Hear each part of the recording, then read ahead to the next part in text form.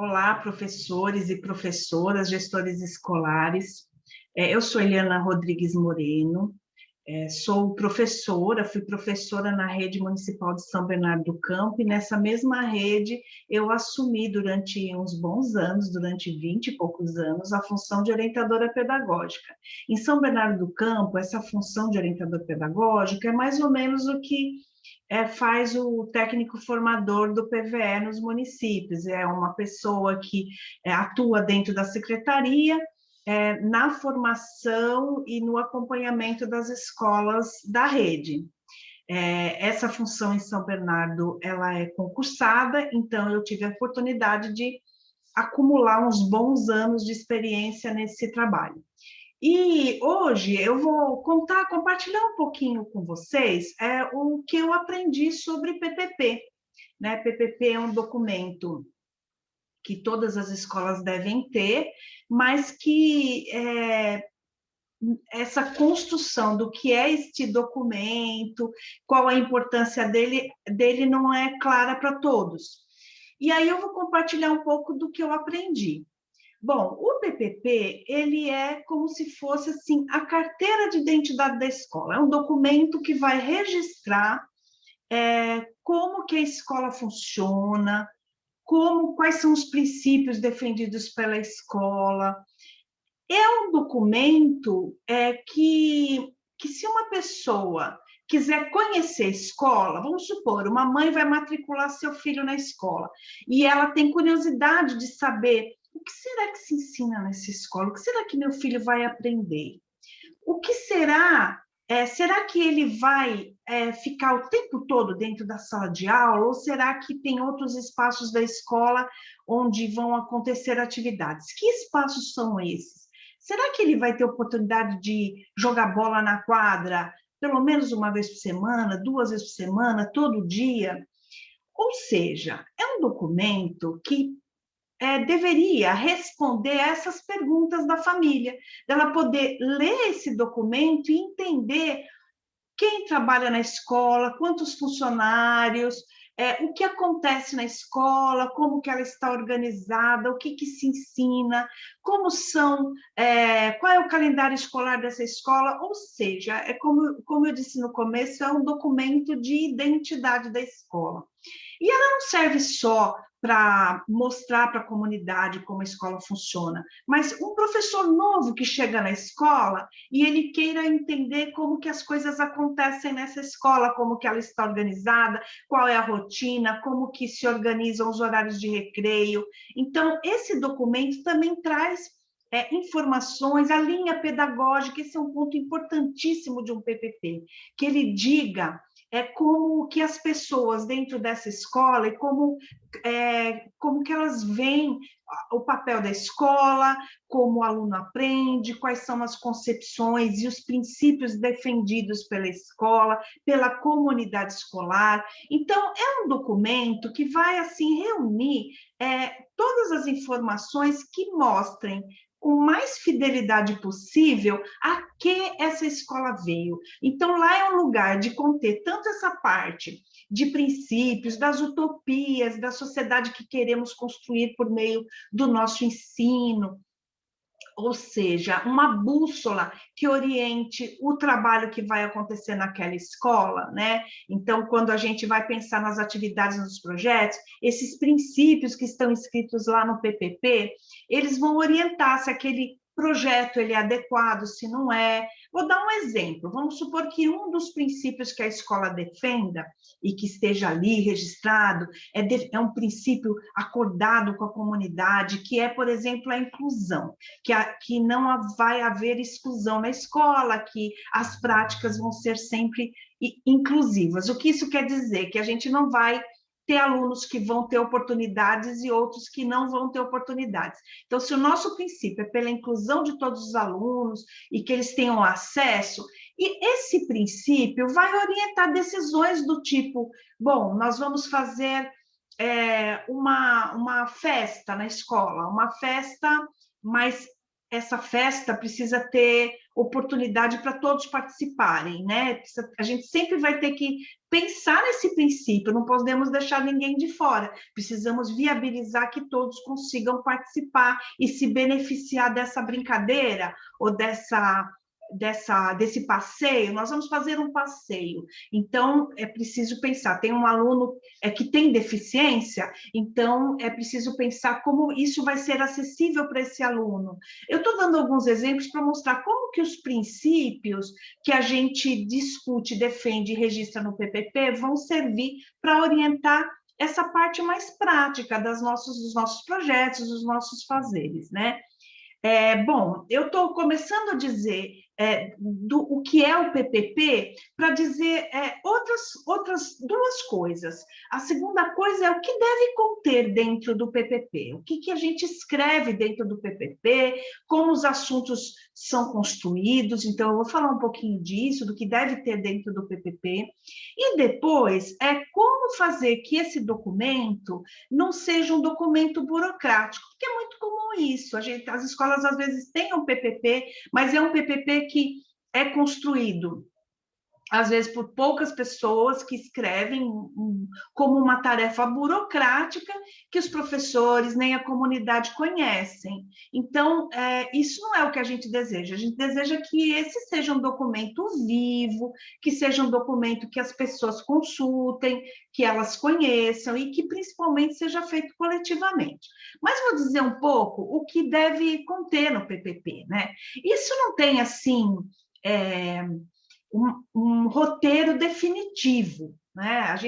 É importante que que as pessoas, as escolas, as redes de ensino escolham um sumário, pensem como vai ser isso tudo que a gente tem que contar da nossa escola, como que a gente organiza isso em títulos e subtítulos? Como que a gente faz um sumário que oriente a produção desse documento de uma maneira que as pessoas possam pegar, que tenha um índice depois da capa e que ela possa procurar o assunto que ela quer consultar dentro do PPP por meio de uma paginação. Então, é importante definir um sumário, né? Na minha experiência em São Bernardo, nós não tivemos um único sumário, a gente chegou a construir, junto com a rede, propostas de sumário que as escolas seguiam, outras escolas preferiam adotar um outro sumário que ela achava que combinava melhor com o jeito dela contar sobre essa escola. E aí eu vou até compartilhar com vocês algumas propostas de sumário, né?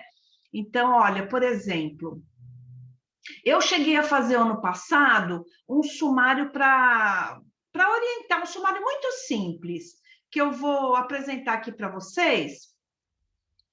Eu não sei se vocês estão vendo, não tenho certeza. Então, eu espero que sim. Espera aí, eu vou tentar de novo, que eu não sei se deu certo. Eu vou compartilhar esse sumário muito simples, só para dar um exemplo de como que a gente pode organizar isso. Aqui, pronto. Bom, esse aqui eu fiz, ele está bem simplesinho, mas ele começa com a identificação da unidade, onde a gente vai colocar o nome, endereço da escola, o nome da equipe gestora, horário de funcionamento.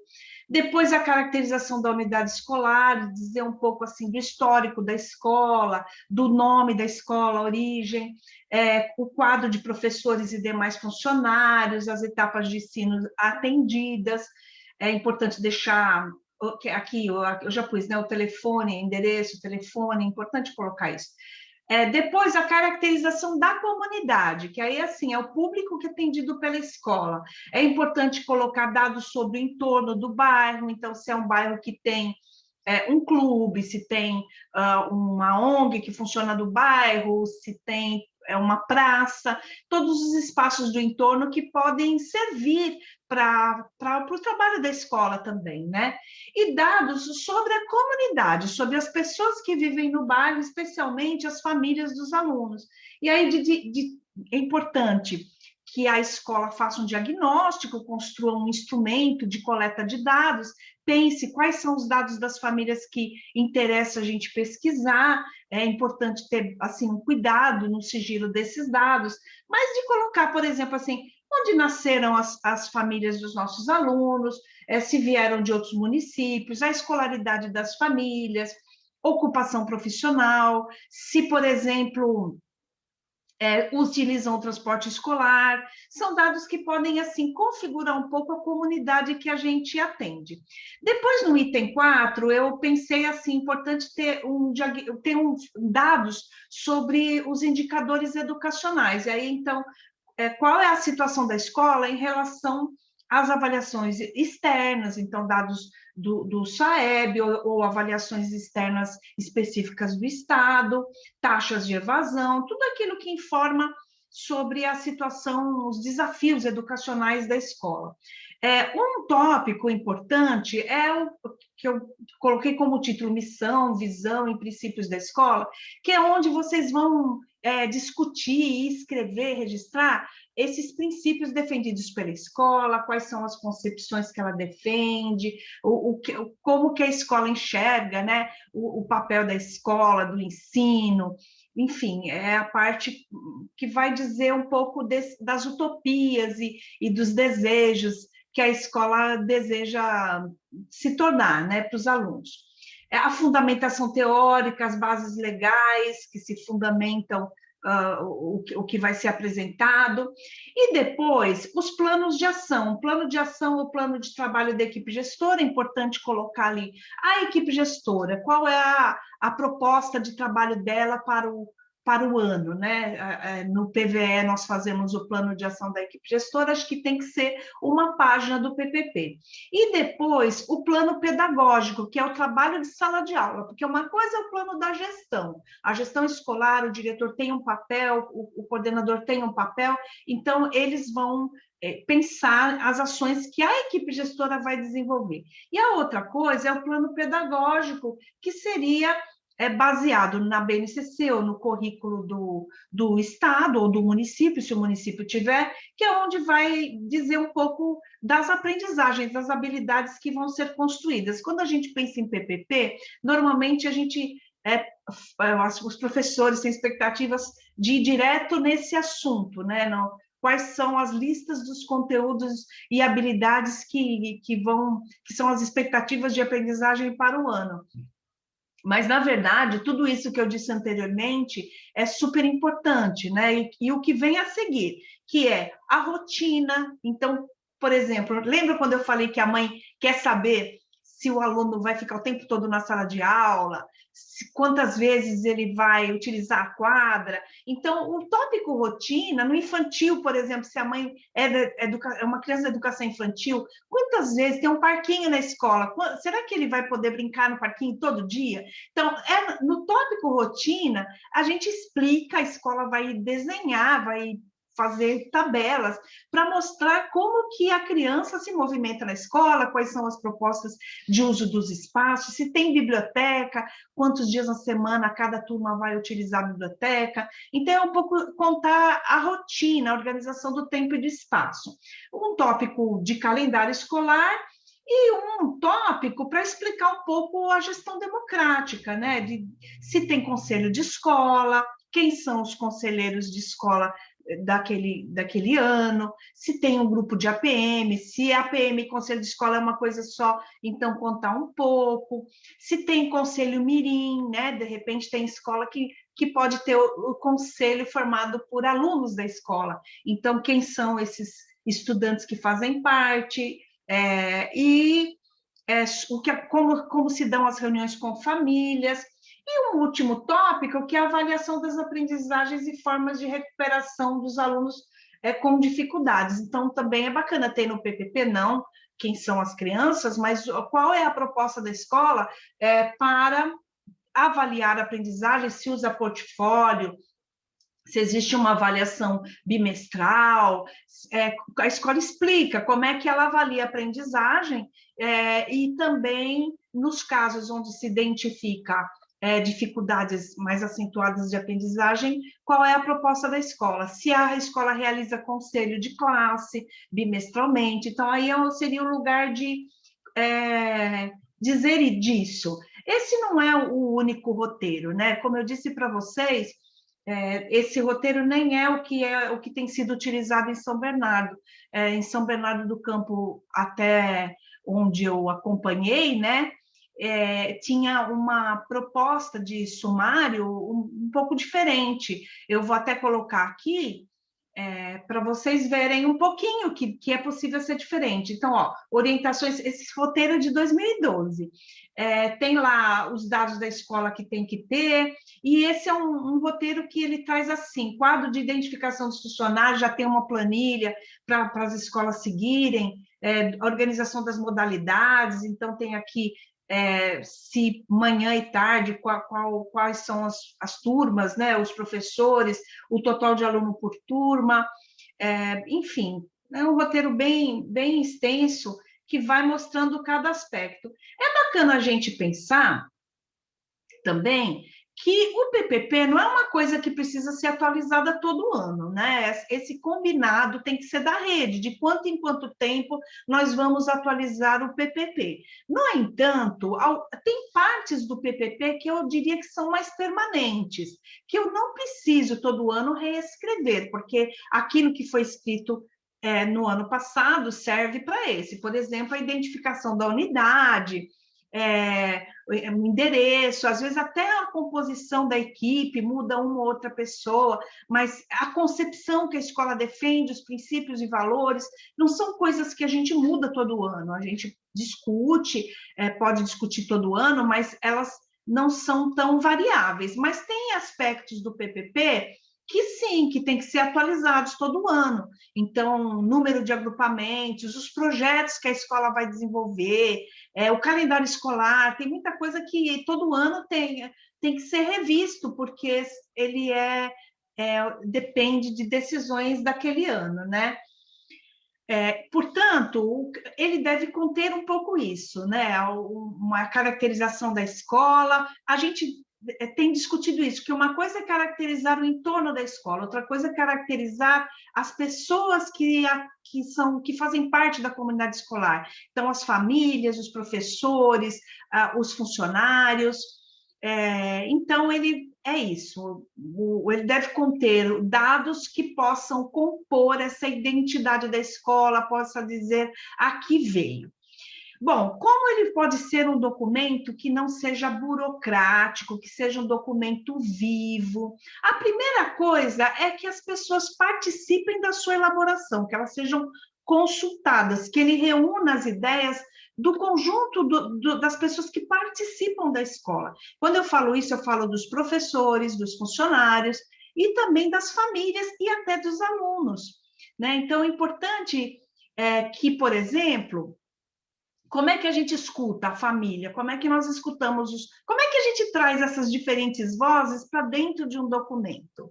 Uma forma interessante de fazer isso todo final de ano, pensar num bom instrumento de avaliação do trabalho realizado.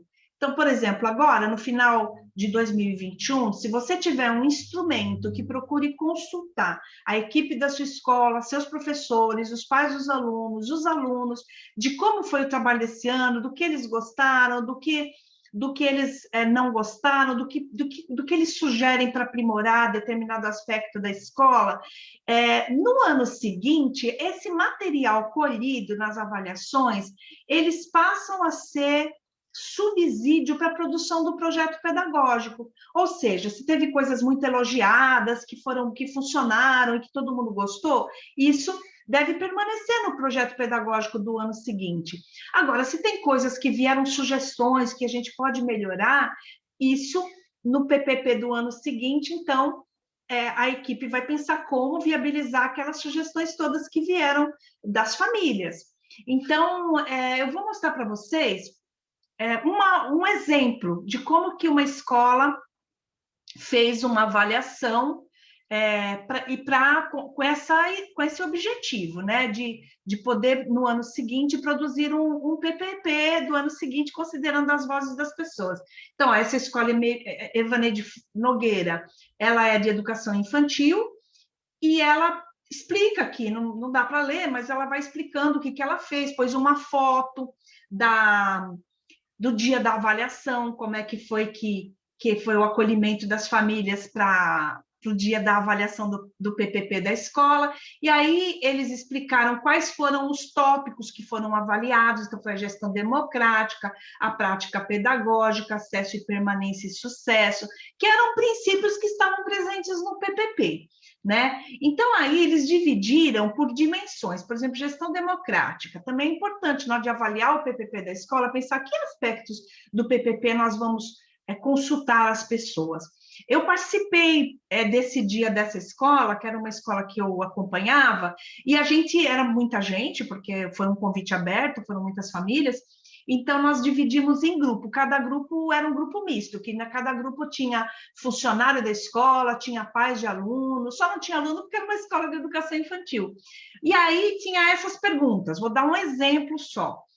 Instalação da sala de leitura e denominação do espaço. Então, naquele ano, teve um espaço organizado, sala de leitura, e aí cada grupo votou, né? Tinha cores para indicar se estava satisfeito, muito satisfeito, pouco satisfeito. Eu não mostrei a legenda para vocês, mas é mais ou menos isso, né? Por exemplo, ó, revitalização da casinha do parque. Então, tudo aquilo que aconteceu durante o ano na escola foi posto para apreciação da comunidade, né?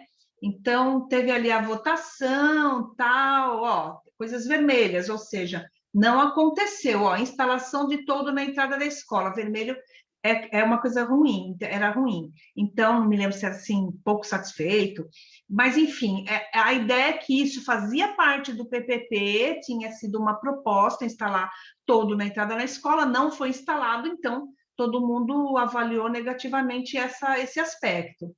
Bom, essa avaliação é o que se recomenda, o que se recomendou nos PPPs a partir daquele ano?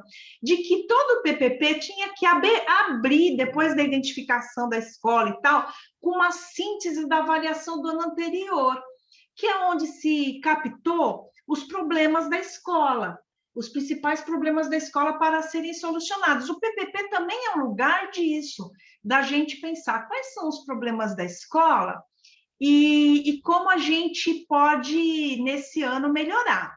Eu tenho uma escola que fez um trabalho tão legal para mostrar os problemas da escola, que eu queria mostrar, mas agora não estou achando aqui. Que pena. Não, acho que acabei fechando o arquivo. Mas se eu conseguir localizar, eu passo, que é uma escola que foi colocando, não fez com as famílias, fez avaliação do trabalho realizado só com os funcionários, com os professores, e depois de cada tabulação das avaliações, colocava quais foram os avanços e o que precisamos melhorar, quais foram os avanços desse aspecto e o que precisamos melhorar. Isso dá tanto caldo para a produção de um PPP. O que eu quero mostrar para vocês agora, na linha do como fazer para o PPP ser uma coisa viva, né? Então, essa coisa da participação das pessoas na elaboração do projeto da escola faz com que aquele documento ganhe vida, né? As pessoas se identificam com aquilo, se identificam com aquele documento. E ele deve ser um documento utilizado nas reuniões pedagógicas, então, pedaços do PPP devem ser retomados nos momentos formativos, e aí a gente vai dando vida para esse projeto. O que eu quero mostrar agora é um PPP que eu gosto muito, que é de uma escola também de educação infantil, né? Que ela faz o seguinte, essa equipe gestora. Alguns textos do PPP são produzidos por pessoas da equipe. Então, por exemplo, a nossa comunidade e o entorno. Olha que bonitinho. Uma, que tem muita foto, esses PPPs, acho bonito quando tem foto da equipe. Vou mostrar para vocês, essa página 37, eu volto nela. Olha esse PPP. Sônia Regina Hernandes, Projeto Político Pedagógico. Já tem uma foto da fachada, tem o sumário, como eu falei, aí vai tendo... por exemplo, assim, fotos dos locais da escola, dos diferentes espaços, fotos que ilustram o que a escola está contando, né? Por exemplo, aqui é o texto que vai falar da equipe de trabalho, então tem uma foto da equipe de trabalho. Acho que isso também vai humanizando o documento, não é só um documento burocrático, é um documento que a gente se orgulha de olhar para ele, que conta a nossa história. Aqui, por exemplo, caracterização da comunidade. Eu pulei para a página 37. Quem escreveu o texto da caracterização da comunidade foi uma professora. Então, não é toda escola que faz isso, essa escola faz, que ela compartilha pedaços da produção do PPP com os participantes. Então, a Ângela, ela foi escolhida para escrever a comunidade porque ela é uma moradora antiga do bairro. Então, ela escreveu, nosso bairro localiza-se em área de manancial, às margens da represa Billings, ela conta, né, como que o que tem no entorno, né, vai contando, a Ângela escreveu isso e tal. E vou mostrar outra coisa que tem nesse PPP que eu adoro. Que é bacana também, que assim, quando a gente faz uma reunião com os professores e a gente tira, assim, condutas, formas de trabalho, combinados, esses combinados podem fazer parte do PPP. Aquilo que a gente combinou na reunião pedagógica, dependendo da importância daquele combinado, aquilo passa a ser um capítulo do PPP do ano seguinte ou daquele ano inserido. E essa escola aqui, investiu muito, porque é uma creche, né? Investiu muito, assim, nos relatórios de aprendizagem, eles fazem relatórios de aprendizagem. Então, um dos capítulos aqui na página 69 do PPP é a avaliação, uma valiosa, precisa reeditar isso aqui, uma valiosa ferramenta de trabalho, não era a versão final, pelo jeito.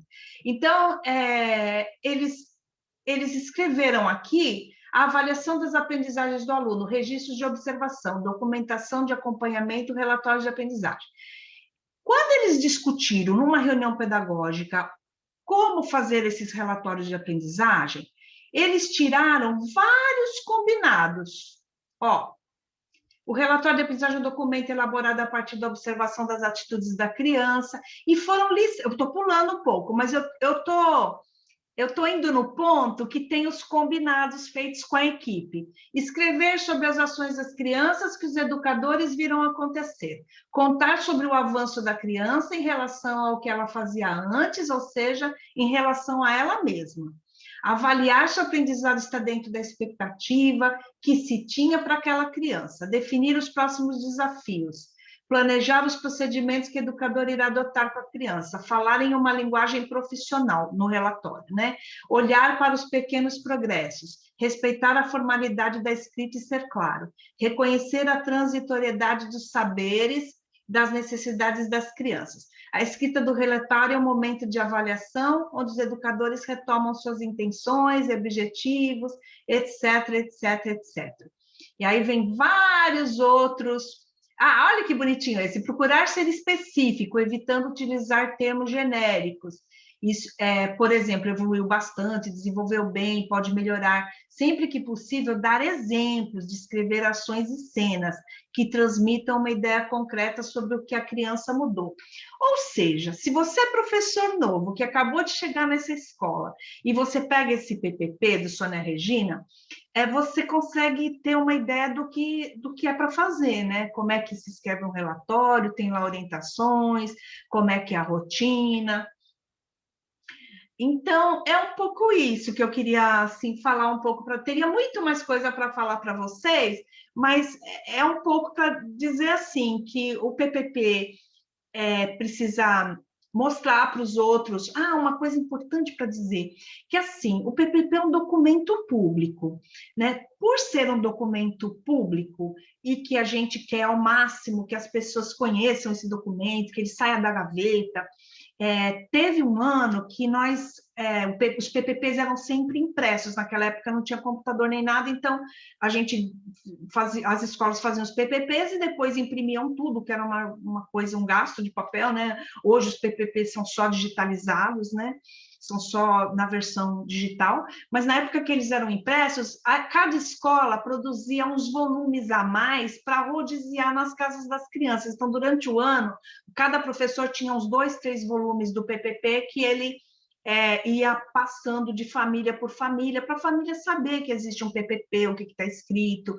Tinha até nesses PPPs que iam para casa, tinha umas páginas em branco para a mãe fazer observação do que ela gostou.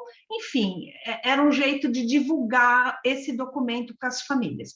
Mais recentemente, isso deixou de acontecer porque os PPPs passaram a ser publicados no portal da Secretaria de Educação. Tem escola que tem blog, né? Então, escola que tem blog também deixa o PPP acessível para as famílias naquele lugar, né? Naquele espaço virtual. E essa é uma coisa importante também, que o PPP possa ser compartilhado com outras pessoas, para a gente dar transparência para o trabalho que é realizado. Eu espero ter ajudado vocês, né? Cada um de vocês com a minha experiência com o PPP, tenho certeza que vocês têm outras experiências, e teria muito ainda o que falar, o que mostrar, exemplos para dar, mas fica para uma outra oportunidade. Então, bom trabalho para vocês, e é isso. Um grande beijo.